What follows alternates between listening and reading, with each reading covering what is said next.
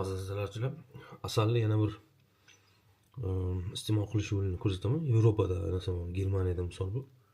Biz bilamiz, bu yerlarda pishloq keng tarqalgan, turli xil pishloqlar mana kesib, ozgina kesib tariga qo'yib, pishloq bilan asal zo'r ketadi mana.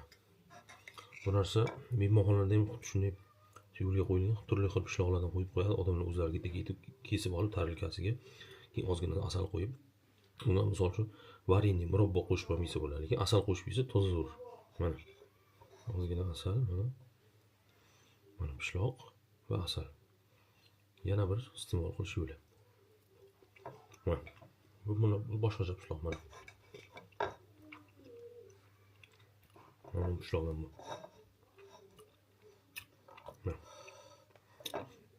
Chunki asalni o'zini yegiz kelmaydi buncha.